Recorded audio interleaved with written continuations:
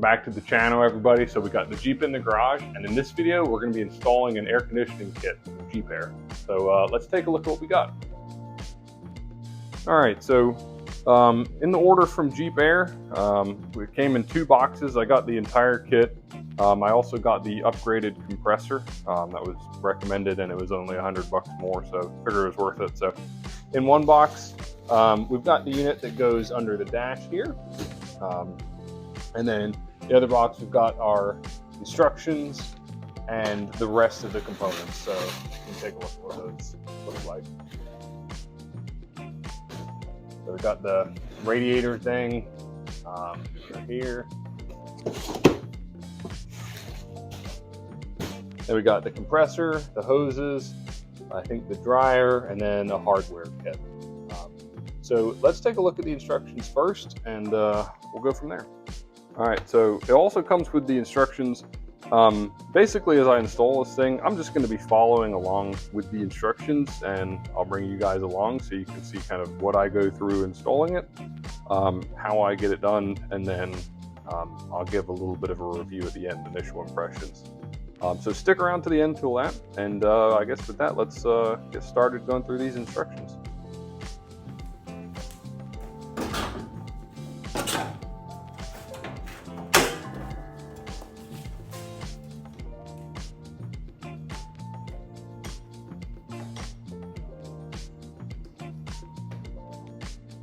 All right, so step 1 was disconnecting the battery. Step 2 is installing the evaporator, which is the unit that goes up under the dash. So yeah, we'll just go through that. I think one of the tips is to trim the top of the gas pedal. In one of the steps, I think it shows that. So I will probably go ahead and do that just so I don't have any issues. I guess there, yeah. So we'll probably trim the top of the gas pedal just to make that a little easier. So yeah, let's get to installing the evaporator.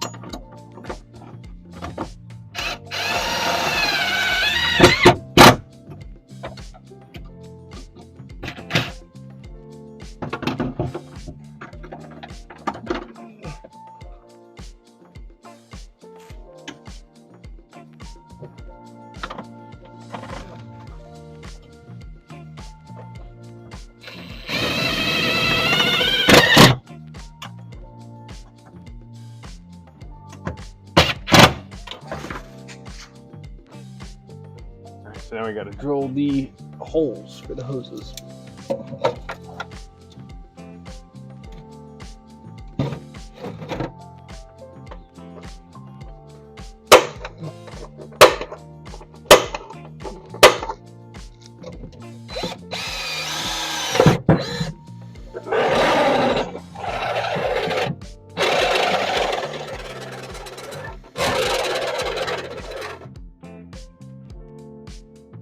Alright, so I had to take you all off camera to do this, but got the 2 holes drilled for the AC lines. They're the 2 on the left.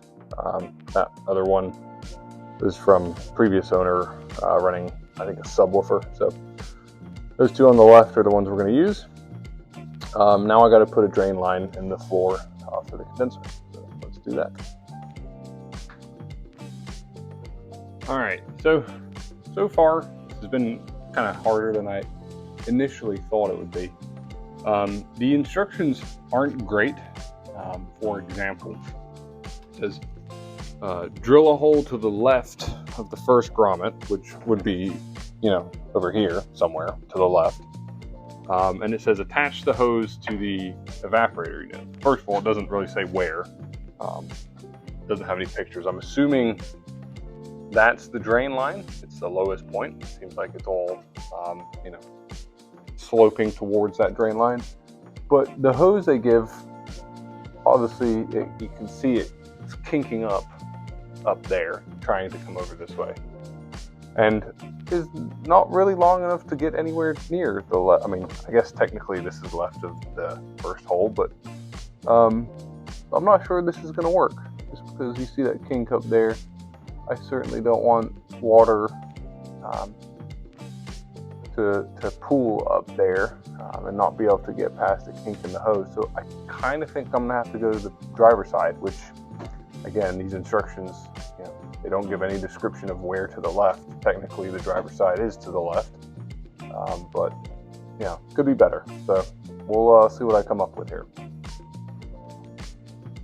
All right, so there's what I came up with for the drain line. It's just a hole with a grommet on the driver's side of the transmission tunnel.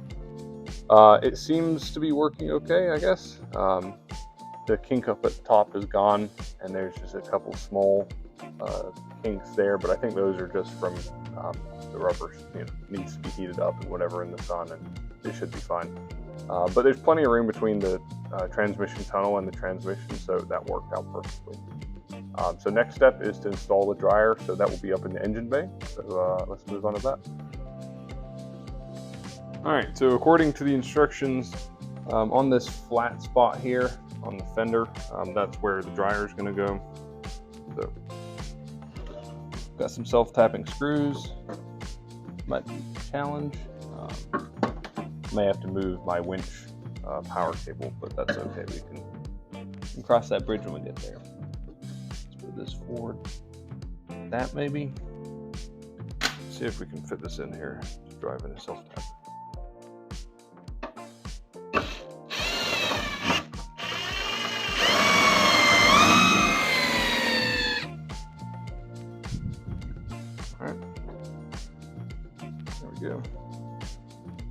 All right, so it's a couple days later, back to working on the Jeep.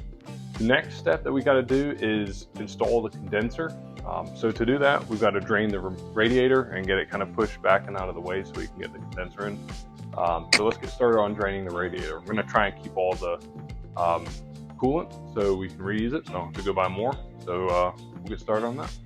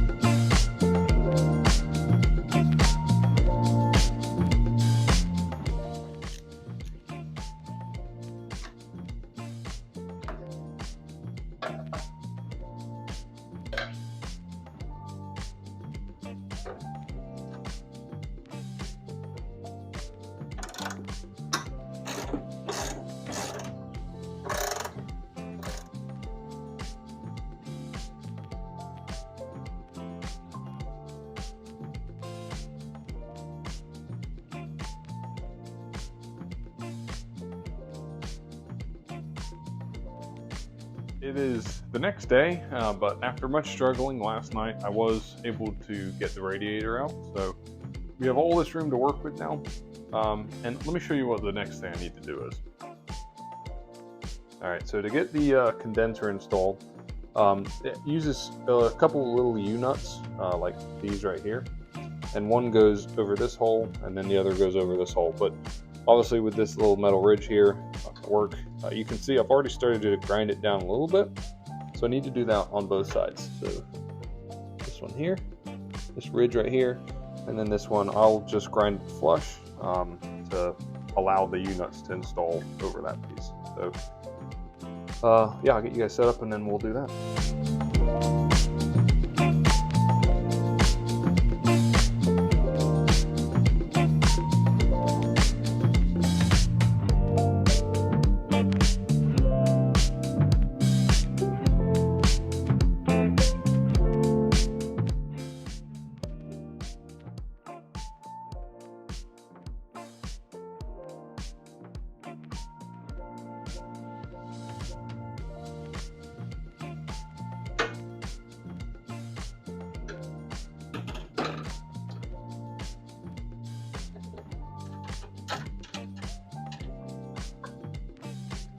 All right, so got the condenser installed last night. Before I put the radiator back in, I'm actually going to do kind of, I think, the rest of the installation, like mounting the compressor and the other pulley that goes down there, just so I have some more room to work. And then at the end, when everything's kind of all put back together, I'll put the radiator back in, and that will probably be my last step. Probably also leave it off to run the hoses too, because I've got to connect 2 hoses down there, and I think it's a lot easier without that in the way. So let's take a look at the compressor and how it's going to bolt up. So they send you this bracket. This attaches to the bracket that's already in the Jeep, and then the compressor kind of sits in there. You can see from the instructions. So that is what we'll do now.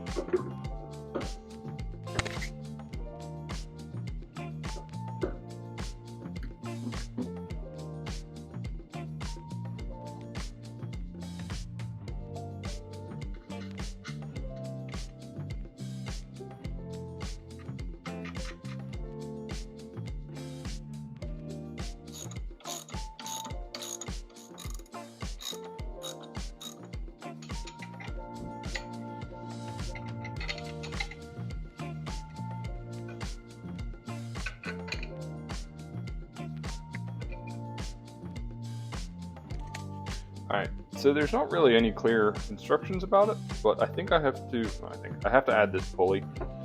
So right now, because I don't have the AC, I just have this one idler pulley right here, and the belt comes off of the alternator and under, but I need to add this second idler pulley.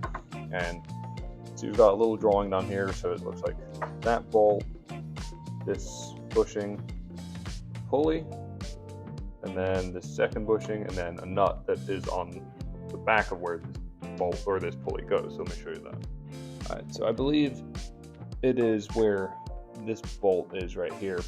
That's where I think that pulley goes. Because if we move around to the back of that, play on it.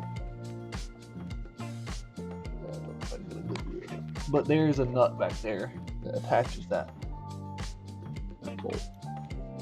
I think that's where that goes. So I'll try removing that and we'll see what happens.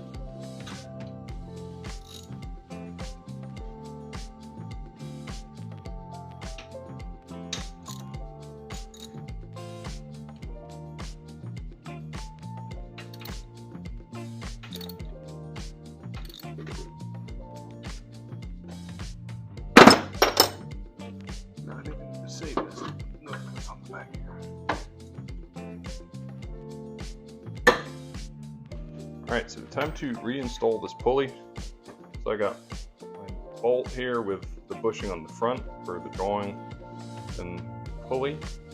And that kind of sits down in there. Like that. And the bushing on the back. Then I'm going to actually put some Loctite on this, just so it doesn't come loose.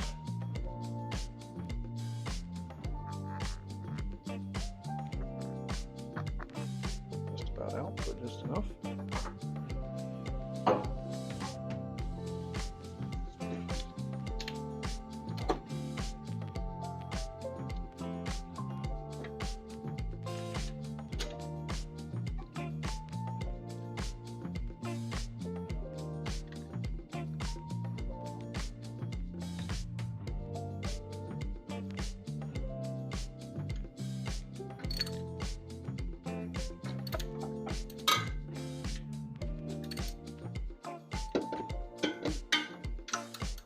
Don't know what the torque spec is, but we'll do just tight enough, I think. There we go. Alright, so it looks like from the diagram there's 4 hoses in this kit, and they each have a numbering system. So what I'm going to do is go through these hoses I have here and just make sure I understand which ones go where, and then we'll start getting them run. Short one here. This must be from the dryer to the condenser. It's the number 6 hose in the drawing, number 6 hose here, so that makes sense. This, which is a number 10 hose, and that looks like it goes, number 10 must go from the compressor over to the evaporator in the cab. And that must go from the compressor to the condenser. And then we have this one, which goes from the, let's see, it goes from the dryer, it's number 6 hose. So it must go from the dryer to the evaporator in the cab. Alright, I'm going to try and run the ones into the cab first. So I'm starting with the big number 10 hose, which is the low pressure side that goes from the evaporator in the cab up to the compressor. So let's see if we can feed this through these grommets.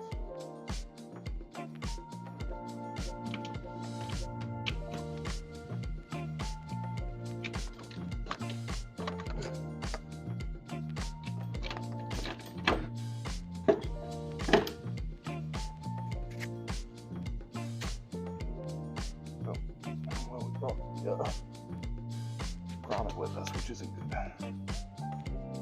Alright, so finally got the number 10 hose through. I actually pulled it back out and re-drilled it at 1 3/8. The instructions call for 1 1/4, but I think that hose is just too big to go through a 1 1/4 hole. So go out 1 3/8. It seems to be going fine now, and the grommet is staying in there. So we'll get the next hose.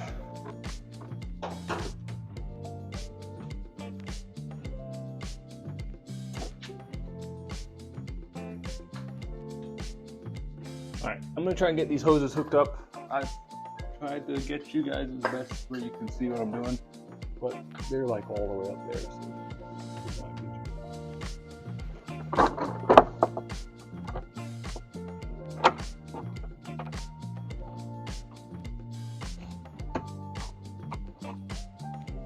Alright, so I actually had to go back and swap the hoses where they go through the firewall. I put the smaller one closer and the larger one on the outside. The reason being is this hose here wasn't quite long enough where it was. I also had to reposition the dryer itself back just about as far as it can go, but now we should have plenty of room to connect these, and this hose still will make it up there just fine. So next steps, we'll get these 2 hooked up, and then we'll do the last 2 hoses, and then after that we'll move on to wiring. So let's get these last hose connections done.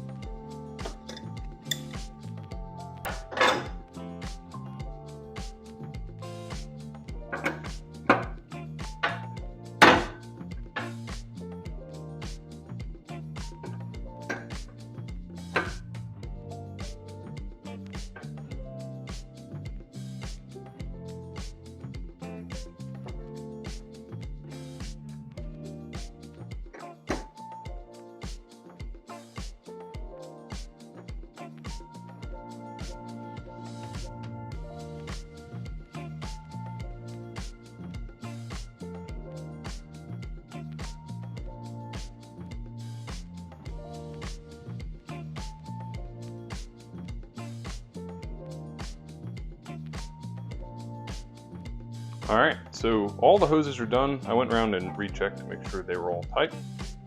So now I need to get the wiring done. It's 3 wires. It's a, I guess a ground, power on ignition, and then power or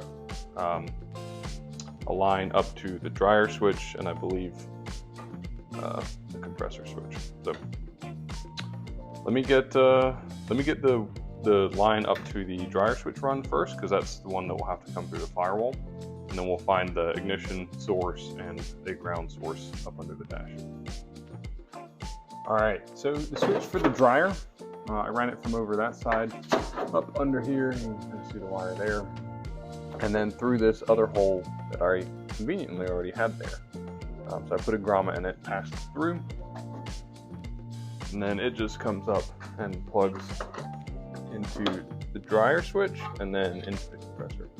And according to the instructions, it doesn't matter which way you install this, just install it, can't be wrong, and that'll be good. So let me move around to the driver's side, and we'll get the ignition switch as well as the ground done. All right, so I got my ground wire and power wire.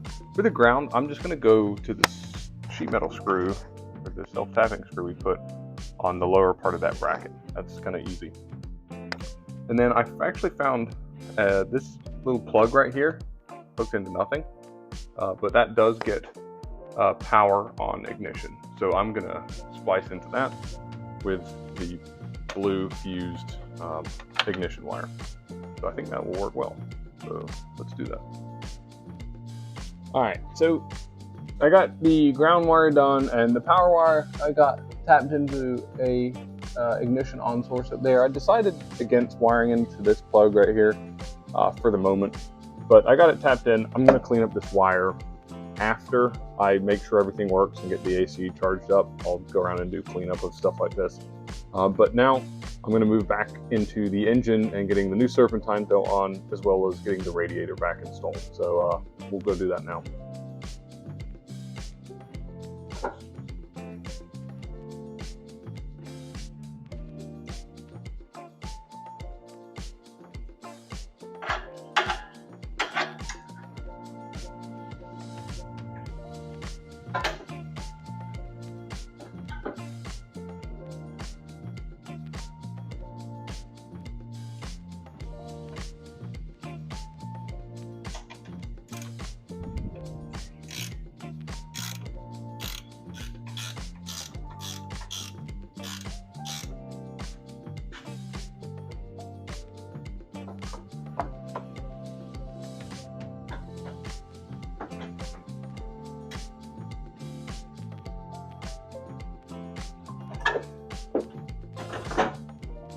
So I think I'm gonna have to notch my radiator, just the metal flange at the bottom, because it's bumping up against the lower hose for the AC.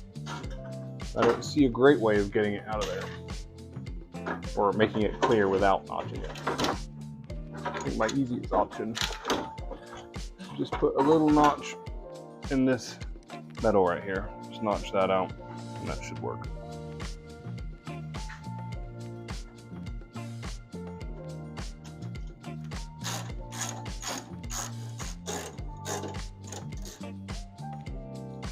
All right, the little washers I added, the 3 washers, kind of gives the perfect amount of space between the condenser and the radiator.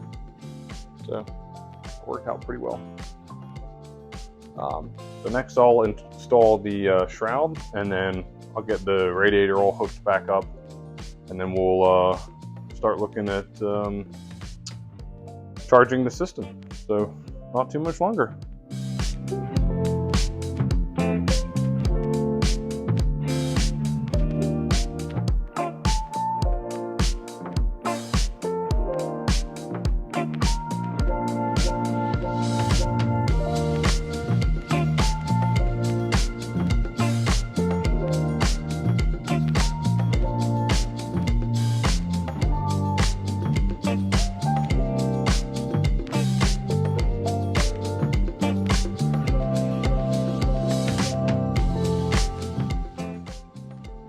All right, so I went to AutoZone and I rented the manifold set as well as the vacuum pump. And what I'm going to do is hook this up and pull a vacuum and then turn the pump off and hold a vacuum just for 20-30 minutes or so, just to make sure I don't have any leaks in the system. And then after that, I will vacuum it for 45 minutes to get all the moisture out, and then we'll recharge it. So I'll put you guys on the tripod and we'll get started doing this.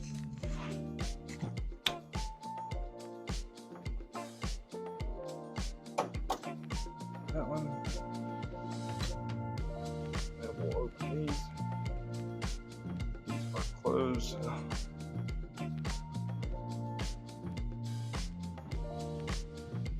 Now we can start pulling a vacuum. All right, so we will turn on the pump now, and then we will open these valves.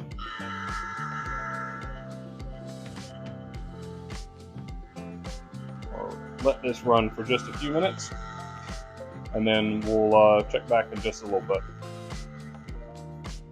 All right, so I pulled a vacuum for 4 or 5 minutes, and then I shut these off.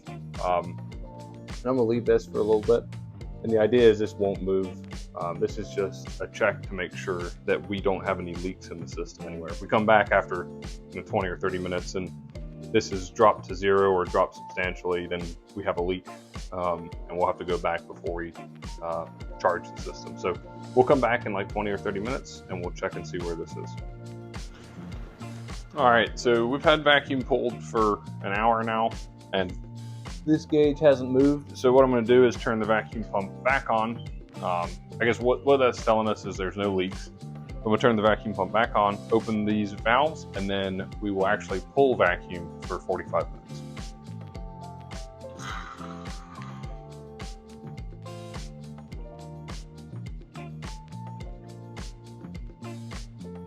Those are wide open. These are wide open. And then we'll let that run for 45 minutes. So we'll meet back in 45 and then we'll be ready to charge.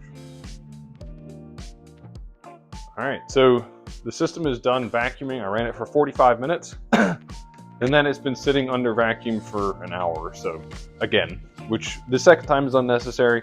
But now what we're gonna do is get the system charged up. So I'll remove the vacuum pump. Both of these are closed still. I'll remove the vacuum pump, get the can of refrigerant hooked up, then I'll purge it via this valve here. And then we'll start the car, or start the Jeep, and then we'll open this low side valve and start putting refrigerant into the system. So let's do that now. So we have our can tap and our first can of refrigerant just all the way out.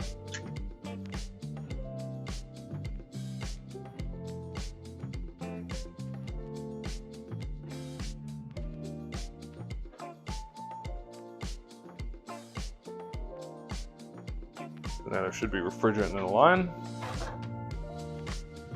in the yellow line that is. So now we'll purge at the purge valve. All right, there we go. So now that is purged, we will go start the Jeep. All right, so now we'll open this valve.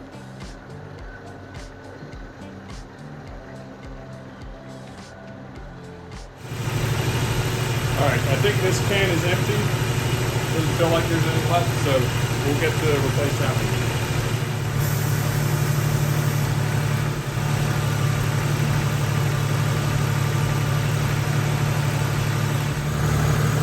All right, so we just emptied our second can. This thing is empty. I closed off the valves, and we're sitting around about 180 on the high side, which is within the normal operating range. On the high side, according to the instructions, and then on the low side, let's see, 20 to 30 psi, and we're sitting right at 22, 24, somewhere in there. So we should be good there. Let's check the air temperature in the cabin. All right, so our air temperature is a little high. It's 53 right now. I don't know if that's a function of driving, or maybe it needs a little bit more refrigerant in there. But it's up to 52, 51.